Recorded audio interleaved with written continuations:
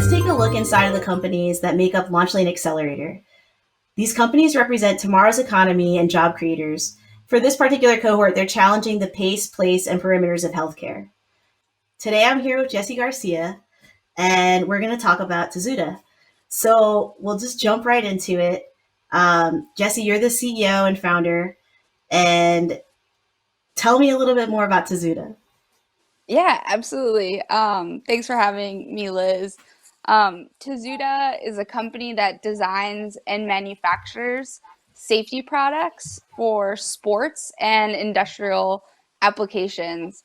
We use research and development to make solutions that are simple, accessible, and affordable for our end users. I founded this company in 2014. We're based out of Philly, which I'm really proud of. And what we're most known for is our head impact sensor for concussion awareness, which is this little device here that attaches to the back of any helmet. And it turns bright red if a user gets hit too hard and needs to get, evaluated for a concussion. Um, I started this product in particular out of a personal need. I played rugby when I was at Lehigh University. My coach left me in a game after I had gotten hit going in for a try, and I had post-concussive symptoms for 6 months afterwards. So I was super frustrated in my injury. And when I went to go look to see if there was a product on the market, that would have told me I was hurt to stop what I was doing, there was only this like $200 mouth guard. And I had gone through like 3, 4 mouth guards a season, chewing through them or like losing them on the pitch. So I was like, there has to be there has to be a more simple way or affordable way to do this. So just the frustration in that one injury in particular kind of led me down this path to start Tozuda. I didn't, I guess maybe because I'm not too big of an athlete, I didn't realize how long. I mean, I know concussions can like last long term, like they have long term Yeah. effects, but I didn't realize how long term. Yeah. Well, I've had multiple concussions playing sports throughout my life, but this one was definitely the worst because I didn't like no one recognized that I was hurt. So like on average, a concussion should take maybe like a week to 2 weeks to recover from if you actually know that it happened. But because I kept playing, I got hit again, probably multiple times. Um, I just, it extended the symptoms that much longer. So like I couldn't read, light and sound bothered me. It was really tough. Yeah, that sounds really significant.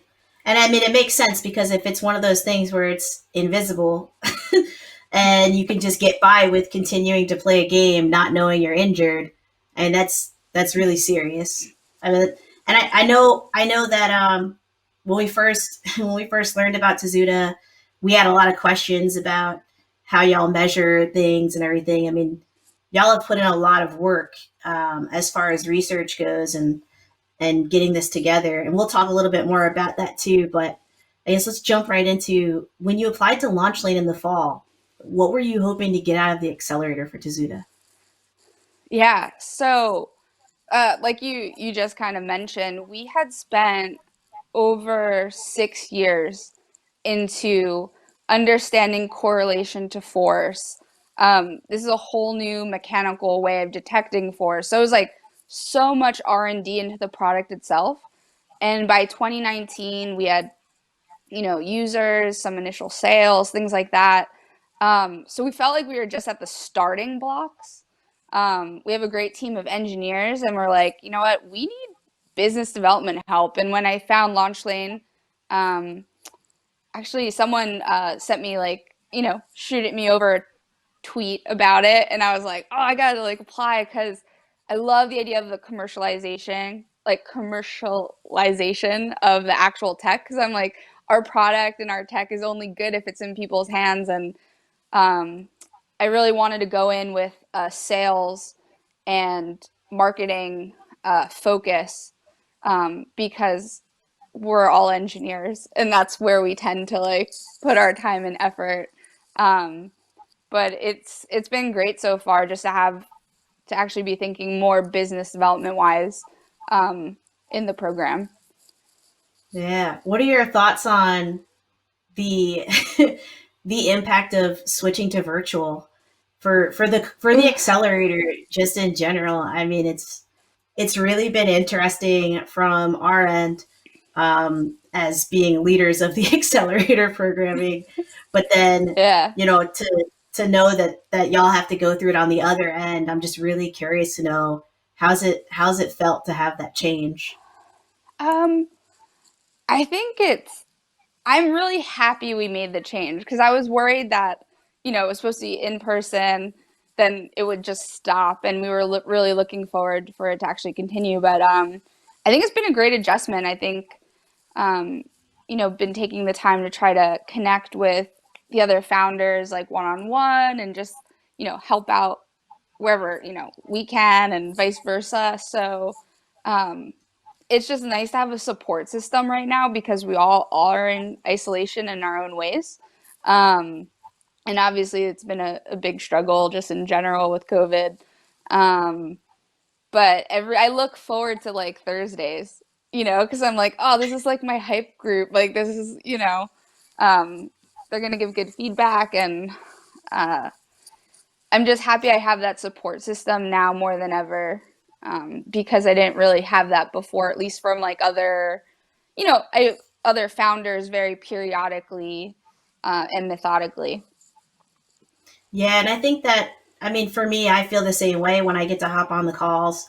And in addition to what's happening with Launch Lane, I mean, the fact that the University City Science Center also has venture cafes, going virtually, has been really, really great for me personally. I don't know what I would do if I couldn't continue to have at least some kind of social interaction.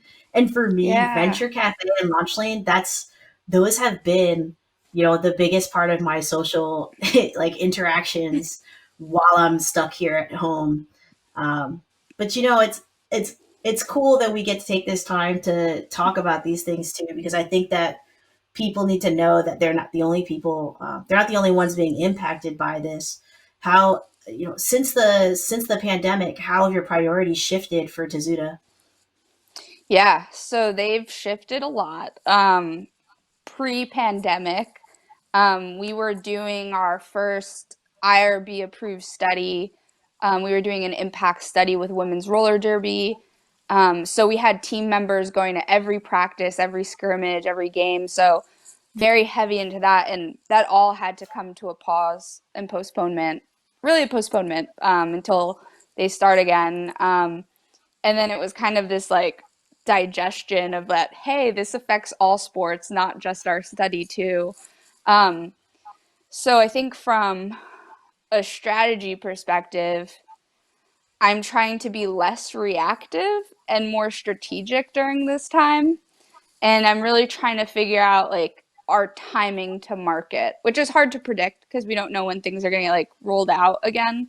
Um, but just how can we be best prepared to actually do our sales and marketing initiatives? Because um, right before this happened, it was like February 2020 that we launched our like online website, and we're like, all right, we're gonna like start roll out this whole marketing plan, and we're like, all right, let's just figure out when to do this. And it's actually good that launch lane started because now it's like tweak our message a ton to even make it even better than it was before. So, taking it in stride that way. Yeah, I think that's a good way to take it in stride. It's weird because I go from being really, like trying to be super positive to like getting real grim about it and being like, oh my gosh, like this is real. Um, have you had, when, I guess, how long did it take for you to realize, like, when did you realize that this was going to have an impact on your business? Do you remember Yeah, the moment?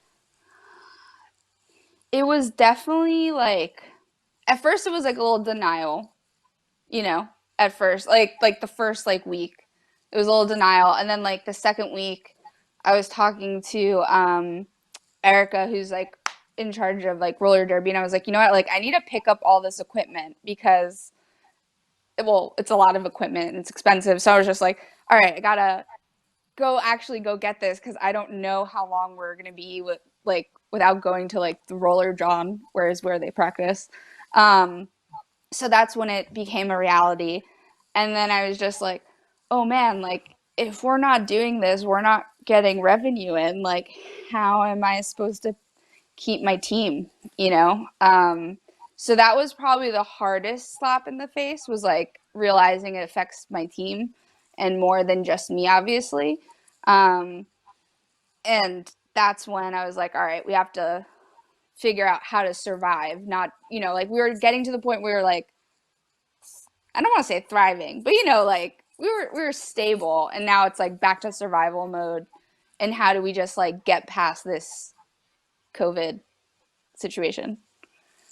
Yeah. And I think that that's when, I mean, that's when having a support system matters the most, right? This has smacked us all in the face. Oh, And, oh yeah. we're, even us as advisors to the cohort, we're going through our own strides with our businesses as well.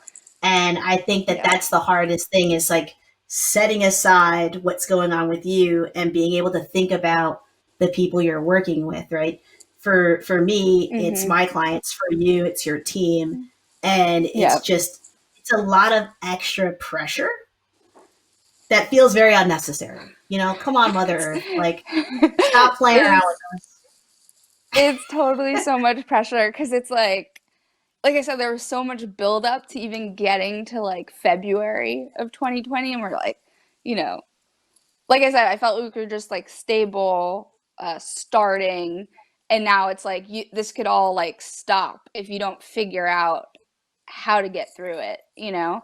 And a lot of it's distracting because, you know, you want to focus on strategy and like marketing, but then it's like apply to all these grants and apply to all these different programs, and you know, like that's work within itself. It's a lot of work. And it's also kind of like a distraction from what your day to day is, which like I for us agree is, with you that. know, making products and stuff. So I think I'm a little bit past that because I've applied to as many things as possible, and now we're just, you know, it's a waiting game to hear back. Um, but yeah, it's been tough for sure. Yeah, I mean, how many grants do you think you've applied to so far? You going I'm crazy just with this? laughing. Yeah, I went a little. Well, I really I'm really thinking about my team because more than anything, like I've had to cut back on their hours, um, which, man, they're just so supportive and like understanding, and like they made that so much easier from my perspective because it was definitely like upsetting. But I've applied to probably like, I don't know, like 10 grants that I've applied, like that we qualify for. I've gotten two of them, which is great. I applied for the Idol PPP, uh, and now we're thinking a little bit more long term, maybe going after like NSF grants because we're like, oh well, we have some time to like apply Might for as things like well. this, so might as well just like do another application. Like, but they could all help, Yeah. and um, I'm really hoping the PPP comes through, but that one's been a beast to get. Yeah, it's been crazy because I've had some people that I'm working with that are not applying to any grants because they just don't understand how to get started with it, and they don't think that they'd be eligible because they're a startup. But I think that what people need to realize is there are a lot of people who understand that there are startups out here that will die without grant funding available. So every day I've seen some kind of grant open up, and I hope that more people, you know, learn from what you just said and and what I'm saying right now. That is totally Yeah. worth. looking into applying for grants as a startup because there are definitely people out there, and it makes me think about the future of fundraising. Um, Mm, I know right now there's been a lot of talk about investors holding back, and that it could be a while yeah. before investors open their pockets back up for startups. Um, have you thought about that at all? I mean, I'm pretty sure you probably have. Ever? Yeah, definitely. Well, right before this, I guess like right before COVID hit, that was my main focus was like fundraising. I was supposed to go to South by Southwest. I had like 5 pitch things I was supposed to do. All of them got canceled. Um, and then just like reaching back out to those like same people haven't really gone too far. But I think I'm just being a little bit more creative in trying to like contact people and try to continue the conversation. Yeah, but it's a little disheartening. It's more instead of thinking about needing fundraising to scale our company or grow our company, I'm trying to think of like, how can I just bring in revenue now, Yeah. How do to you do like keep that? things like how do we just make money? So like I'm looking at our skill sets, right? So we conduct a lot of R&D, like what type of services can we offer, which I know it's against kind of like a startup mentality, but I'm like, all right, if no one's going to open up checkbooks temporarily. Like we could keep applying and keep like trying to pitch and I'm going to keep doing that. But if that's not going to happen, like then how can I bring in, you know, even like a couple grand a month just to like like keep it going. Keep it going. It might be Yeah. yeah, it might be slow, but I'd rather go slow and stay alive than, try to just, you know, than Tozuda go nowhere. Yeah, I think you have the right mindset. I will say though, I don't think it's against what startups do. I think that that's the problem is that people get so hooked on what they're doing that they forget the very nature of being an entrepreneur is being ready to pivot when needed. And this is a perfect Yeah. test to see who is a true entrepreneur because right Yeah. now there are still opportunities out there. We're working through every day, one step at a time. And you mentioned South by Southwest. So many of us were ready to get up and go. And we're Yeah. super upset when that got canceled. It was like, this isn't a big deal. Now, look, everything's closed. The world is closed, not just South by Yeah. Southwest. It's all canceled. Everything Yeah. was canceled. So, we got to just, I don't want to say get over it because we're still in the middle of it, but I do think that, you know, focusing on how to generate revenue and what pivots you can make, I think that's important. And your team is everything. I always have said I would be nowhere 100%. without the team that I had.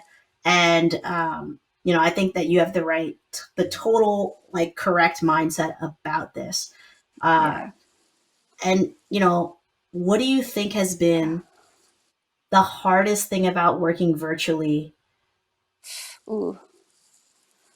for you and your Hardest team? yeah, hardest thing about working virtually is um I don't a lot of like our things that we things that we've done previously were all like, let's build this prototype, let's work on this assembly fixture, like let's fabricate these things to make our process easier. So it's more just realizing like, hey, we don't, like there's other ways to optimize and there's other things we could focus on for Tozuda. So for a team of engineers not to be able to like play with our toys or our tools, like was a tough adjustment for everyone. Um, but it's been good because it's made us like focus on our other skill sets like data analysis, things like that. Um, and I definitely want to point out something that's been really helpful during COVID, virtual stuff is just like I've been reaching out to a ton of like people I've developed relationships with like over time, whether it's through networking or And I'm just saying, like, hey, this is what my team's good at. Like, we're really great at data analysis. Like, do you need any help with that right now? Like, and lately, like, I've had a couple of opportunities pop up just from, keeping in contact with people and saying, hey, like, yeah, like, we built this great head impact sensor, and yes, we will sell this, and this will be on players when sports come back. But in the meantime, like, we have some great skills that we could help you out with right now. So that's seeming to come. I don't want to say to fruition, but like it's coming through. So just creative ways. Yeah. Learning how to be more creative is super important. And I think that if I hadn't gone through so many crazy things in the past, like so many failures, and had to get creative with those, I would not be where I am. I think that what you're demonstrating here is the ability to get through this. And, you know, it sounds like you're doing everything you can to put you and your team in the right place. I'm really excited that you're a part of Launch Lane, because also I think your product's really, really cool. Thank you. And I'm excited to be able to tell more people about it. Um, what are when this is all over, whenever that happens, because I don't know the answer, and neither do you. Yeah. Uh, what are you most looking forward to when it's safe for us to emerge from our homes? Yeah. I am I am dreaming of the day that I could go out and get like Korean barbecue again, which I know sounds like super basic, but I love going out to eat. You know, great hobby. But yeah, like I miss restaurants. I miss going out. I can't wait to catch a game in person. I love sports. I want to tailgate. Like I miss like the camaraderie of a crowd, which will be interesting post pandemic. Another thing I'm looking forward to is definitely like connecting with my family. I was actually supposed to get married in a month. Oh Um, wow, so yeah, just that's a fun huge. fact. But Just throw that in here at the end. All right. yeah. So yeah, I'm looking forward to getting married eventually. But like little things like that, that would be great. Wish you luck with that. That sounds that just like changed my whole perspective of the amount of stuff you must be going through right now. Oh And yeah, it was a wow, lot. It's a lot, but like for me, it was obviously like a wedding on top of startup stuff. But everyone has their own thing. But again, it just actually I feel like that day in Launch Lane, I definitely like teared up. I got the call while I was on Launch Lane. Um, but again, it just goes for the fact like we're all in it together. Like they all showed support and was there for me. So I don't know. I just feel like no matter how hard it gets, like we're gonna get through it. So it's a good yeah, reminder we're all gonna get through it. And what would you say for your sure. superpower is?